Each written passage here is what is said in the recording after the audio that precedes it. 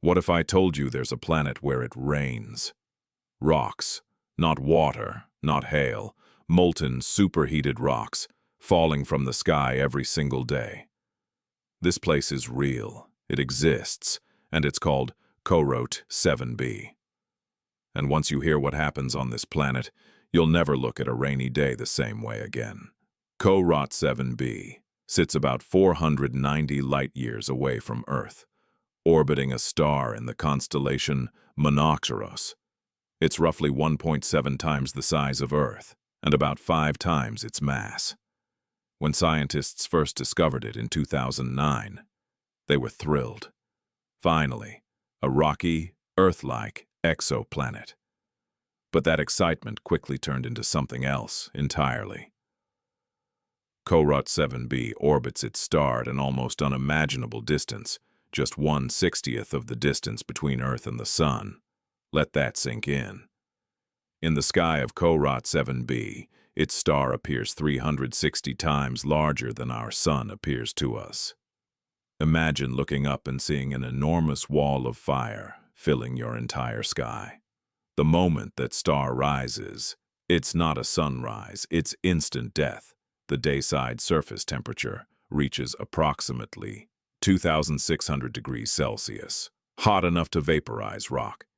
Here's where it gets truly insane. When the rocks on the surface melt, they don't just stay liquid, they evaporate, turning into a superheated rock vapor that rises high into the atmosphere, and then, just like water vapor, forming rain clouds on Earth, this rock vapor cools at higher altitudes, condenses, and falls back down as rocks, tiny, scorching rock pellets raining from the sky. Every single day. This isn't science fiction. This is the daily weather forecast on Corot 7b. Corot 7b is tidally locked to its star, just like our moon always shows the same face to Earth. This means one side of the planet faces the star forever. That side, lava oceans, rock rain, 2,600-degree hellfire. The other side, permanent darkness, temperatures dropping to around -235 degrees Celsius. Two unimaginable extremes on the exact same planet.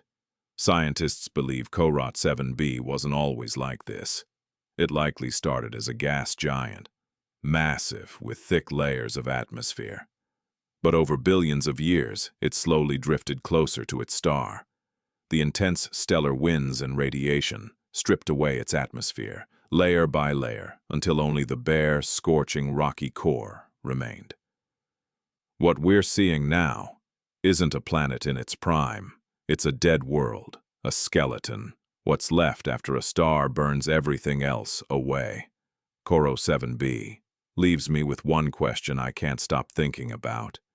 If Earth slowly drifted closer to the Sun over billions of years, would it eventually become another Corot 7b? Scientists tell us the Sun will one day expand into a red giant, and when that happens, Earth's fate may not look so different from what we see on Corot 7b.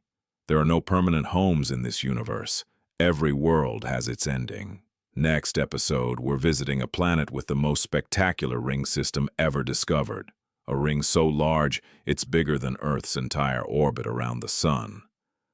But underneath that breathtaking beauty is a mystery no one has been able to explain. See you next time.